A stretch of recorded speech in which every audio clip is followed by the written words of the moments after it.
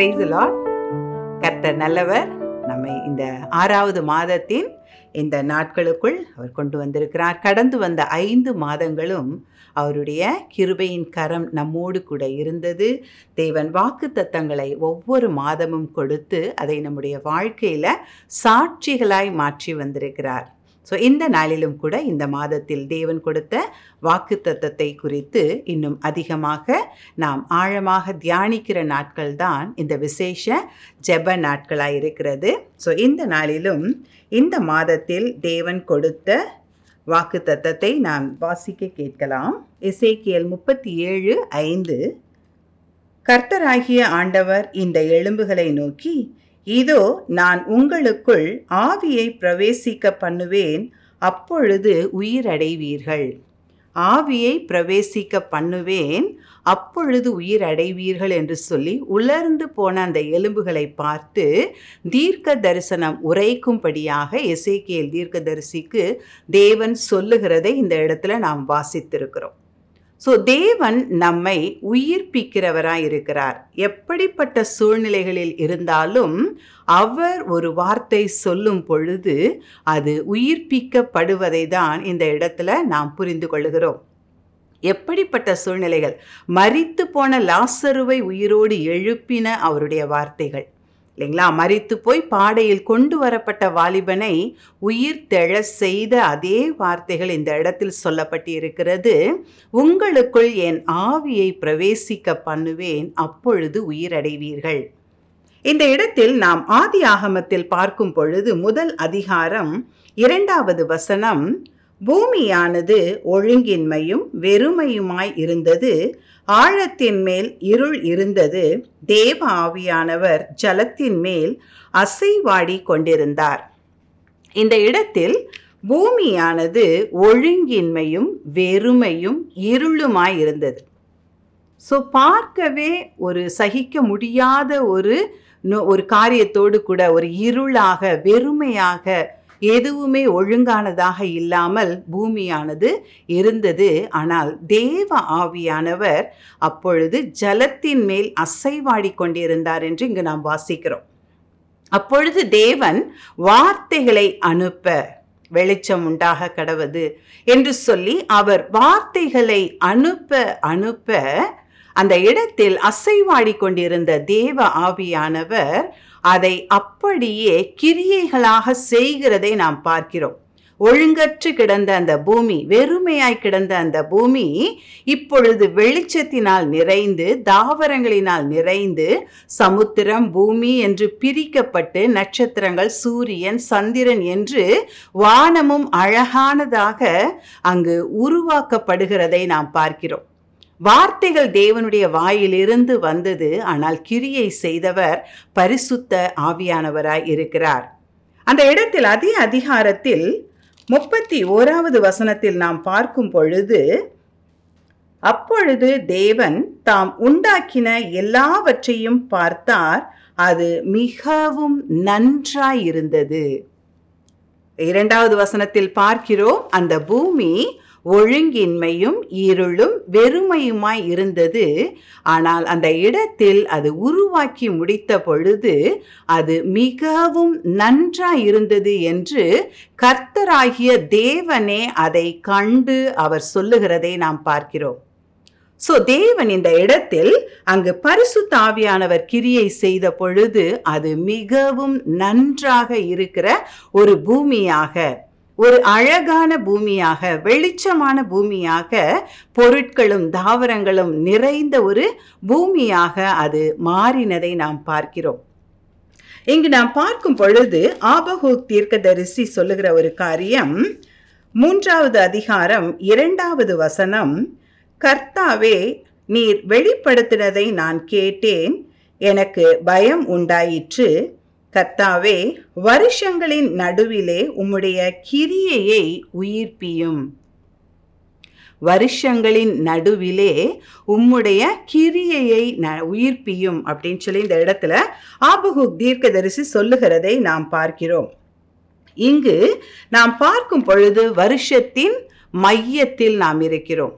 மொத்தம் 12 மாதங்களில் இந்த 6வது மாதத்தை வருஷத்தின் மத்தியில், வருஷத்தின் நடுவில் நாம் இருக்கிறோம். இங்கு இந்த வசனம் சொல்லுகிறது, வருஷங்களின் நடுவிலே உம்முடைய கிரியையை உயிர்ப்பியும்.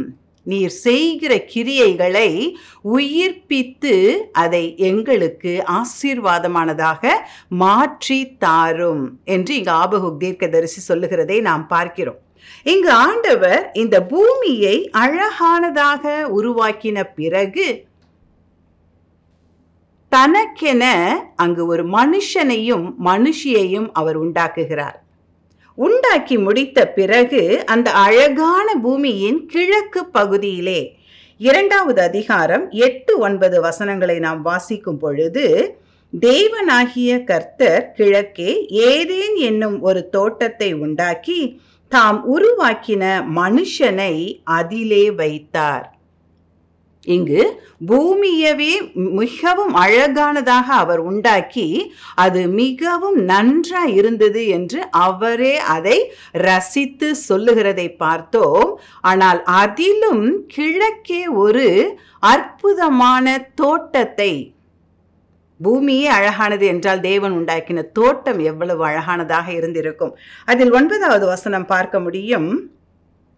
தேவனாகிய கர்த்தர் பார்வைக்கு அழகும் புசிப்புக்கு நலமுமான சகலவித விருட்சங்களையும் அந்த தோட்டத்திற்குள் அவர் வைக்கிறார். அது செழிப்பா இருக்கும்படியாக 4 ஆறுகளை அதில் ஓட செய்கிறார். இதை அவர் மனிதனுக்கென்று உண்டாக்கி ஒரு புதிய இடத்தை, ஒரு புதிய ஒரு ஸ்தலத்தை அவனுக்காக உண்டாக்குகிறதை நாம் பார்க்கிறோம். அந்த பூமியவே உயிர்ப்பித்த ஆண்டவர் இந்த இடத்தில் மனிதனுக்கு என்று ஒரு பிரத்யேகமான, விசேஷமான, அழகான, அற்புதமான ஒரு ஏதேன் தோட்டத்தை உண்டாக்கி அவனுக்கு ஒரு புதிய ஆசீர்வாதத்தை கொடுக்கிறதை நாம் பார்க்கிறோம். தேவன் தன்னுடைய பிள்ளைகளுக்கு என்று அவர் விசேஷமானவைகளை வைத்திருக்கிறார். அந்த இடத்துல பார்க்கிறோம், ஆபகுக் 3வது அதிகாரம் 2வது வசனத்தில், வருஷத்தின் நடுவில், இந்த நாட்களில் தேவன் நமக்கு புதிய காரியங்களை செய்கிறதற்காக தேவன் இந்த நாட்களை நமக்கு ஆசீர்வாதமாய் கொடுத்திருக்கிறார். இந்த 6வது மாதத்தில் தேவன் நமக்கு பரிசுத்த ஆவியானவர் மூலமாய் அநேக புதிய ஆசீர்வாதங்களை, புதிய காரியங்களை, முக்கியமாக புதிய இடங்களை நமக்கு கொடுத்து ஆசீர்வதிக்கிற தேவனாக இருக்கிறார். அதே போல் அடுத்தது நாம் பார்க்கும் பொழுது அங்கு 2வது அதிகாரம் 15வது வசனம், தேவனாகிய கர்த்தர் மனுஷனை ஏதேன் தோட்டத்தில் அழைத்து கொண்டு வந்து, அந்த தோட்டத்தை உருவாக்கி அதில் அந்த மனிதனை அழைத்து கொண்டு வந்து விடுகிறார். இது உனக்கான இடம், இந்த இடத்தில் நீ இங்கு இருந்து இங்கு நீ ஆசீர்வாதமாய் வளர்ந்து பெருக வேண்டும், நீ எல்லாவற்றையும் ஆண்டு பலுக வேண்டும் என்று சொல்லி அங்கு ஒரு புதிய காரியத்தை அவர் செய்கிறதை நாம் பார்க்கிறோம்.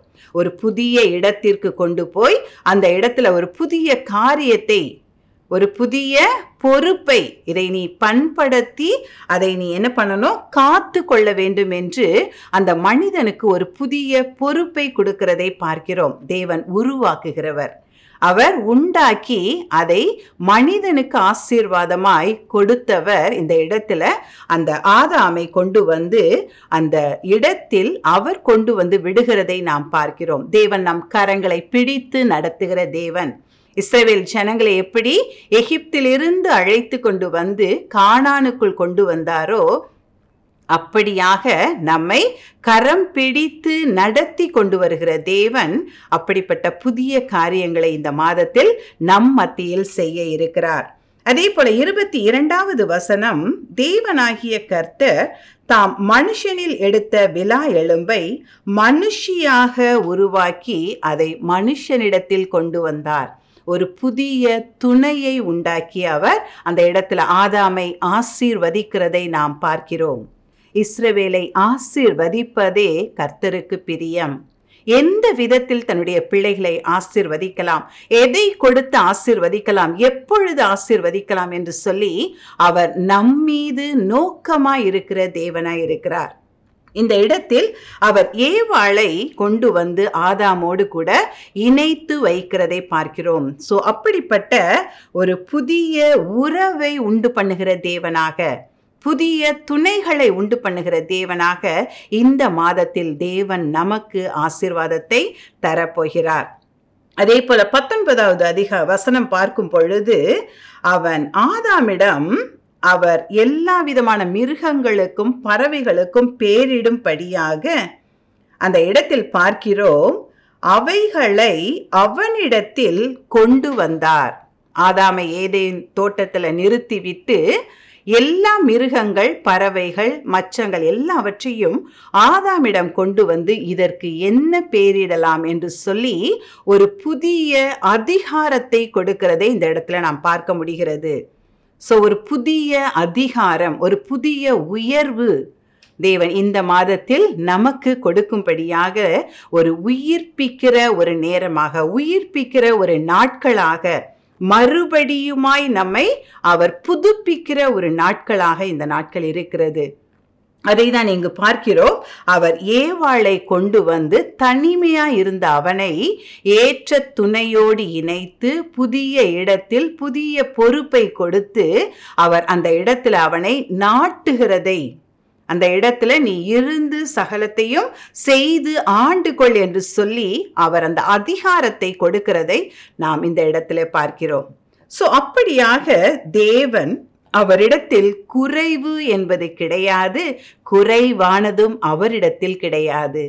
எல்லாவற்றையும் நிறைவாகவும் அவர் மகிமையாகவும் செய்து முடிக்கிற தேவனாக இருக்கிறார். ஆனால் இந்த இடத்தில் நாம் பார்க்கும் பொழுது இந்த உயிர்ப்பிக்கப்பட்ட ஒரு நிலையை நாம் எப்படி பெற்றுக்கொள்ள முடியும் என்றால், அந்த இடத்துல எசேக்கியேல் புத்தகத்தில் நாம் பார்க்க முடியும். 37வது அதிகாரம் 4வது வசனம், அப்பொழுது அவர், நீ இந்த எலும்புகளை குறித்து தீர்க்க தரிசனம் உரைத்து அவைகளை பார்த்து சொல்ல வேண்டியது என்னவென்றால், உலர்ந்த எலும்புகளே கர்த்தருடைய வார்த்தையை கேளுங்கள். சோ இந்த இடத்தில் தேவன் வருஷத்தின் இந்த நடுவில் நம்மை மீண்டுமாய் உயிர்ப்பிக்க வேண்டுமானால், மீண்டுமாய் ஒரு உருமாற்றத்தை, ஒரு உயர்வை அவர் உண்டு பண்ண வேண்டுமானால், இந்த இடத்துல சொல்லப்படுகிற ஒரு காரியம், நீ தீர்க்க தரிசனம் உரைத்து சொல்ல வேண்டியது, உன் வாயிலிருந்து சொல்ல வேண்டிய வார்த்தைகள் என்னவாய் இருக்க வேண்டும் என்று இந்த இடத்துல தேவன் சொல்லுகிறார். கர்த்தருடைய வார்த்தையை கேளுங்கள், கர்த்தருடைய வார்த்தையை கேளுங்கள். ஆதியாகமத்தில் அதை தான் பார்க்கிறோம். கர்த்தர், அதை தேவனாகிய கர்த்தர் வாயிலிருந்து சொல்ல சொல்ல சொல்ல பரிசுத்த ஆவியானவர் அதை கிரியைகளாக, பிதாவானவர் எதை மனதிலே வைத்து அவர் சொன்னாரோ அதை அப்படியே அவர் அதை அந்த பூமியில் உண்டாக்கினதை, உருவாக்கினதை நாம் பார்க்கிறோம். சோ நாம் பேசுகிற கர்த்தருடைய வார்த்தைகள், இந்த வேதத்தில் அவர் நமக்கு என்ன சொல்லி இருக்கிறாரோ, எதை நாம் பேச வேண்டும் என்று சொல்லி இருக்கிறாரோ, அந்த கர்த்தருடைய வார்த்தைகளை நாம் அதிகமாய் நாம் பேசும் பொழுது நிச்சயமாக பரிசுத்த ஆவியானவர் நம்முடைய வார்த்தைகளின் காரியங்களையும் எடுத்து அவர் அதை கிரியைகளாக நாம் பார்க்கிறோம். இந்த இடத்துல மரணமும் ஜீவனும் நாவின் அதிகாரத்தில் இருக்கும். இந்த இடத்துல நீதிமானுடைய நாவு ஜீவ விருட்சம். அதிலிருந்து நாம் ஜீவனை பேசும் பொழுது அது ஜீவனை உண்டாக்குகிறதா இருக்கிறது. சோ நம்மிலிருந்து மத்தேயு 10வது அதிகாரம் 20வது வசனம் நாம் பார்க்கும் பொழுது, இந்த இடத்தில் பேசுகிறவர்கள் நீங்கள் அல்ல, உங்கள் பிதாவின் ஆவியானவரே உங்களில் இருந்து பேசுகிறார். அப்போ நமக்குள் இருக்கிற பரிசுத்த ஆவியானவர் நாம் தியானித்து வைத்திருக்கிற அந்த வார்த்தைகளை எடுத்து பேசும்படியான வார்த்தைகள் நமக்குள் இருந்து வர வேண்டும். அந்த வார்த்தைகள் நம்முடைய சொந்த வார்த்தைகள் அல்ல, இல்லையா நம்முடைய மனம் போன போக்கில் பேசுகிற வார்த்தைகள் அல்ல, சூழ்நிலைகளுக்கு ஏற்ப மாற்றி பேசுகிற வார்த்தைகள் அல்ல. அந்த இடத்தில் பரிசுத்த ஆவியானவர் நம்முடைய ஆவிக்குள் எந்த ஒரு வார்த்தைகளை நாம் அவருடைய வார்த்தைகளை வைத்திருக்கிறோமோ அந்த இருதயத்தின் நிறைவினால் இந்த வாய் பேச வேண்டும். தேவன் அந்த வார்த்தைகளை கொண்டு இந்த வருஷத்தின் மத்தியில், இந்த மாதத்தில் நம் மத்தியில் ஒரு உயிர்ப்பித்தலை, ஒரு புதிய காரியத்தை அவர் இந்த நாட்கள்ல நம் மத்தியில் செய்கிறவராய் இருக்கிறார். அதிகமாய் நம்முடைய வாயிலிருந்து பார்க்கிறோம், தேவன் நன்றியை அதிகமாய் விரும்புகிறார் என்று 1ஆம் தேதி நம்முடைய தலைமை போதகர் அவர்கள் சொன்னதை நாம் கேட்டோம். தேவன் நன்றி உள்ள ஒரு இருதயத்தை, நன்றியுள்ள வார்த்தைகளை அவர் விரும்புகிறவராய் இருக்கிறார். நன்றி சொல்ல வந்த அந்த ஒரு மனுஷனை பார்த்து சொல்லுகிறார், மற்ற 9 பேர் எங்கே? நன்றி சொல்லுகிறவர்களாய், நம்முடைய இருதயத்தின் ஆழத்திலிருந்து தேவன் செய்த நன்மைகளுக்கு நன்றி சொல்லுகிறவர்களாய், தேவன் செய்த கிரியைகளை விசுவாசிக்கிற விசுவாச வார்த்தைகளை பேசுகிறவர்களாய், மற்றவர்களை பக்தி விருத்திக்கு ஏதுவாக நடத்துகிற வார்த்தைகளை பேசுகிறவர்களாய், நம்முடைய வாயிலிருந்து வருகிற வார்த்தைகள் அதன் கிரியையை செய்கிறதா இருக்கிறது. இந்த நாட்களில் அந்த வார்த்தைகள் நம்முடைய இருதயத்தில் இருப்பதை நாம் வெளிப்படுத்தும் பொழுது அதை அவர் செயலாக நமக்கு முன்பாக அவர் அதை கிரியைகளாக நடப்பித்து ஒரு உயிர்ப்பித்தலை, ஒரு உயிர் மீட்சியை, ஒரு புதிதான ஆசீர்வாதத்தை அவர் நமக்கு கொடுக்கிறவராய் இருக்கிறார். இந்த நாட்கள்ல கூட வருஷத்தின் நடுவிலே வந்து நிற்கிற நாம் இந்த நாட்கள்ல கேட்டது போல ஆபகுக்ல அவர் சொல்லுகிறார், உம்முடைய வார்த்தையை கேட்டேன், நான் அந்த இடத்துல எனக்கு பயம் உண்டாயிற்று. வார்த்தைகளை பேசும் பொழுது கவனித்து பேசுகிற ஒரு கிருபை, கவனித்து பேசுகிற விசுவாச வார்த்தைகளை பேசுகிற, தேவன் வாஞ்சிக்கிற விரும்புகிற வார்த்தைகளை பேசுகிற, ஆசீர்வாதத்தின் வார்த்தைகளை பேசுகிறவர்களாய் நாம் இருக்கும் பொழுது தேவன் நம் மத்தியில் ஒரு உயிர்ப்பித்தலை, எப்படி ஆதியாகமத்தில் அவர் அழகான பூமியை உண்டாக்கி அதிலும் அழகான ஒரு ஏதேன் தோட்டத்தில் மனிதனை கொண்டு வந்து வைத்து புதிய ஆசீர்வாதம், புதிய பொறுப்பு, புதிய துணை, புதிய அதிகாரம் கொடுத்து அவனை ஆசீர்வதித்தாரோ, அப்படியா இந்த மாதத்தில் தேவன் நமக்கு புதிய காரியங்களை செய்கிறவராய் இருக்கிறார். அது நம்முடைய வாயின் வார்த்தைகளிலே இருக்கிறது. இந்த நாட்கள்ல நம்மை நாமே அர்ப்பணிக்கலாமா?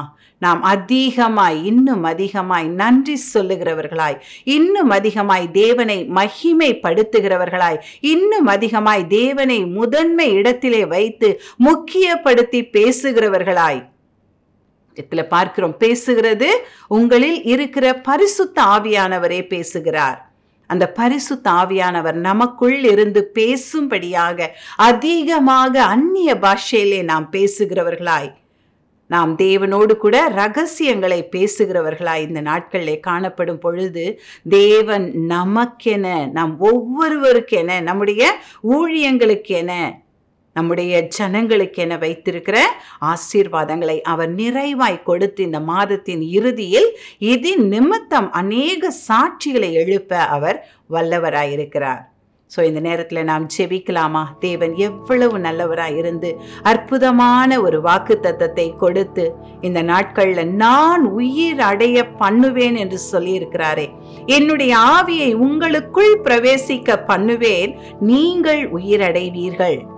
அவர் நமக்குள் வைத்திருக்கிற அந்த ஆவியானவரை நாம் வெளிப்படுத்தும் பொழுது நாம் உயிர்ப்பிக்கப்படுகிறோம். ஒரு மகிமையின் சரீரத்தோடு கூட நாம் இன்னும் அடுத்த ஒரு மகிமையின் தளத்திற்குள் கடந்து செல்லுகிறவர்களாய் நாம் உயிர்ப்பிக்கப்படுகிறோம். ஆவிக்குரிய வாழ்க்கையில ஒரு உயிர் மீட்சி, இன்னும் நம்முடைய விசுவாச வாழ்க்கையில ஒரு உயிர் மீட்சி, ஜெப வாழ்க்கையில ஒரு உயிர் மீட்சி, ஒரு இன்னும் அதிகமாய் அதை நாடி செய்கிறவர்களாய், இன்னும் அதிகமாய் அதை அதிகமாய் செய்கிறவர்களாய், இன்னும் அதிகமாய் கர்த்தருடைய ராஜ்யத்தையும் அவருடைய நீதியையும் தேடுகிறவர்களாய், இன்னும் அதிகமாய் அவருடைய அன்பை அநேகருக்கு சொல்லுகிறவர்களாய் நாட்கள்ல நாங்கள் எங்களை இந்த நேரத்துல உங்களுடைய கரத்திலே தாழ்த்துகிறோம். ஆண்டவரே, தேவன் நீர் அப்படியா எங்களுடைய வாயின் வார்த்தைகளை எங்களுடைய வாழ்க்கையில நீர் நிறைவேற்றும்படியான ஆண்டவரே வார்த்தைகளை எங்கள் வாயிலை போட்டு ஆசீர்வதிப்பீராக நாங்கள் ஜெபிக்கிறோம்.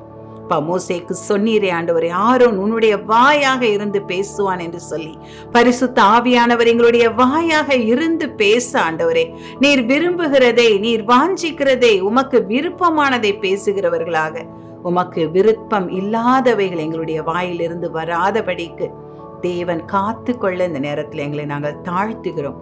அப்படியா இந்த மாதத்துல தேவன் பெரிய காரியங்களை செய்வீராக, எங்கள் மத்தியில நீங்க மகிமைப்படுவீராக. அப்படியா எல்லா துதியையும் கனத்தையும் உமக்கே செலுத்தி இயேசுவின் நாமத்தில் ஜெபிக்கிறோம் நல்ல பிதாவே, ஆமென்.